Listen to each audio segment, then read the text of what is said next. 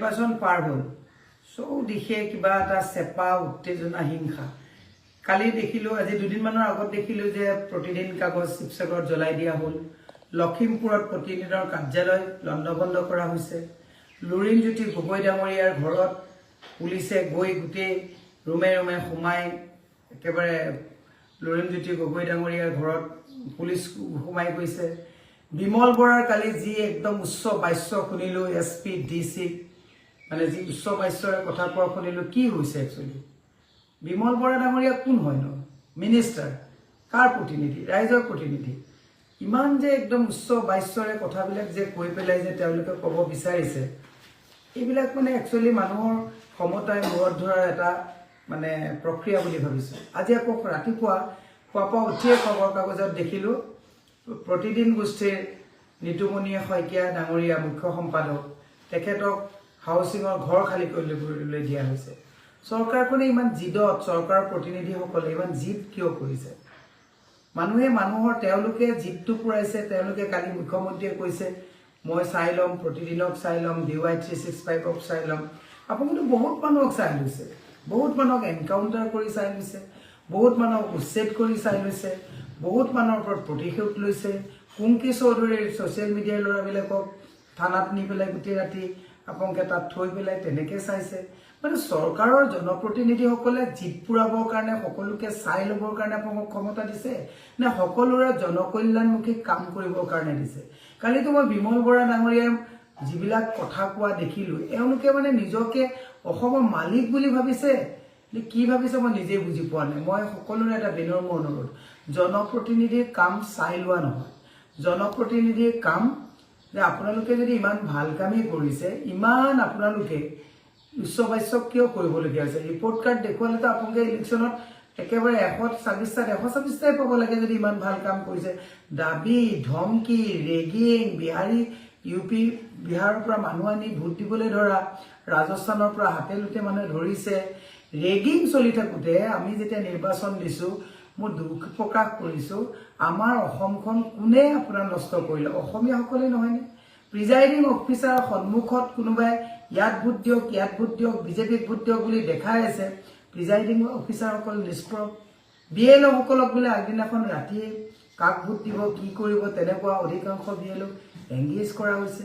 মই সকলোকে কৈছো কিমান টকা পইচা দিব 5000 10000 বা আপোনালোকক ট্ৰান্সফাৰ কৰিব ইয়াৰ কাৰণে অসমখনৰ গোটেই গণতান্ত্ৰিক প্ৰক্ৰিয়াটোক নস্বাত কৰিবলৈ পৃথিৱীৰ সৰ্ববৃহৎ গণতন্ত্ৰ ভাৰতবৰ্ষৰ এই গণতান্ত্ৰিক প্ৰক্ৰিয়াটোক মানুহে নিৰীক্ষণ কৰিবৰ কাৰণে গোটেই পৃথিৱীৰ পৰা চায় আৰু আজি সবতছে ডাঙৰ কথাটো হৈছে আজি EVMৰ ক্ষেত্ৰত সবেই কয় যে EVM বিলাক ষ্ট্ৰং ৰুমত ভালকে আপোনালোকে নিৰীক্ষণ কৰি ৰাখিব আৰে চাবলৈ গ'লে আমিতো এটা ষ্ট্ৰং ৰুমত ৱাচিং কৰিবৰ কাৰণে আমি মানুহ দিছো মানে তাত চাই থাকিবৰ কাৰণে আমি ষ্ট্ৰং ৰুম এজেণ্ট দিয়া হৈছে কিন্তু কিয় এই প্ৰক্ৰিয়াটো কিয় আহিছে চৰকাৰে সকলোকে ৰক্ষণাবেক্ষণ দিয়ে চৰকাৰৰ পানী নখৰকা মানে সিকিউৰিটি থাকিব লাগে আকৌ চৰকাৰৰ যদি সিকিউৰিটি সেই দৰ্জাখনৰ সন্মুখত আমাৰ দলৰ মানুহে সিকিউৰিটি দিবলগীয়া হয় এই বৃহৎ প্ৰশ্নবোধক চিন হয় নে নহয় বাছবিলাক আহিলে পিছে পিছে আমি মানুহবিলাক আহিবলগীয়া হয় আপোনাৰ আজি তাৰিখত ভোট হৈ থাকোঁতে ৰেগিং নহবৰ কাৰণে আমাৰ তাত এজেণ্ট বহাই পেলাই চাব লাগে সিস্টেমটো কিমান দুখদায়ক এই কথাটো ৰাইজে ভাবিছেনে আজি বিভিন্ন গোটেই অসমত ষ্ট্ৰং ৰুমবিলাক সবে কয় ষ্ট্ৰং ৰুম এজেণ্ট আমি কিয় দিব লাগে চৰকাৰৰ যিহেতুকে EVM গণতান্ত্ৰিক প্ৰক্ৰিয়াত আহিছে EVM বিলাক থব এমাহৰ পিছত গণনা কৰিব তাত আৰ্মি বা কোনোবা থাকে যাতে চুৰ ডকাইত নহবৰ কাৰণে কিন্তু এতিয়া চুৰ ডকাইত বাহিৰৰ মানুহে কৰিব বুলিতো তাত আমি এজেণ্ট ৰাখিবলগীয়া হোৱা নাই চৰকাৰী পক্ষই কিজানি কৰবাত কৰে মানুহৰ যদি সন্দেহটো কিয় যি দলৰ চৰকাৰে নাহক কিয় মই গৌৰৱ গগৈ ডাঙৰীয়ালৈ অনুৰোধ জনাইছো আপোনাৰ নেতৃত্বত যেতিয়া চৰকাৰ হ'ব অন্ততঃ মানুহৰ যাতে চৰকাৰৰ ওপৰত সন্দেহ নাথাকে মানুহে যাতে আকৌ চৰকাৰক যাতে সাধাৰণ জনতাই যাতে আকৌ ৰক্ষণাবেক্ষণ দিবলগীয়া নহয় এই কথাটো আপুনি চাব দুখ লাগিছে লাজু লাগে কেতিয়াবা এই EVM বিলাক যেতিয়া আমাৰ ল'ৰাবিলাকে ৰাতি বিছনা পাৰি তাত চকীত বহি চাই থাকিবলগীয়া হৈছে মোৰ এটা বৃহৎ প্ৰশ্ন আহিছে যে কিয় চাই থাকিবলগীয়া হৈছে তাৰমানে চৰকাৰৰ লিকেজ আছে নেকি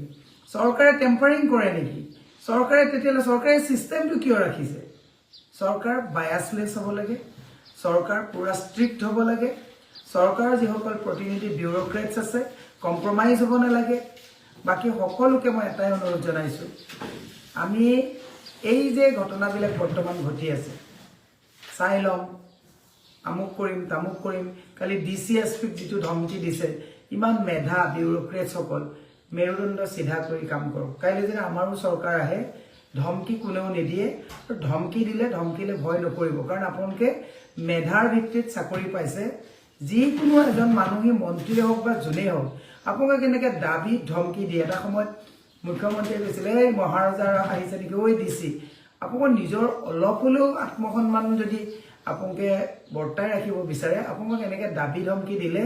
মেৰুদণ্ড বেকা কৰি পেলাই কাম কৰা বন্ধ কৰি বিউৰোক্ৰেটছৰ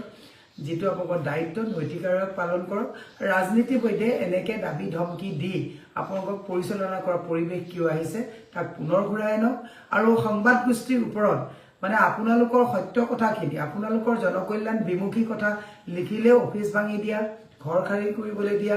ক'ৰবাত পেপাৰ জ্বলাই দিয়া এই কামবিলাক চৰকাৰে বন্ধ কৰক হিমন্ত বিশ্ব শৰ্মাক কৈছোঁ শান্ত হওক মানে যেতিয়া বতাহ ধুমুহা আহে আমিও মন্ত্ৰ গাওঁ যাতে বতাহ ধুমুহা শান্ত হওক আপুনি এই শান্ত হওক শান্তিৰে কাম কৰক এইখিনি কামনা কৰিছোঁ ধন্যবাদ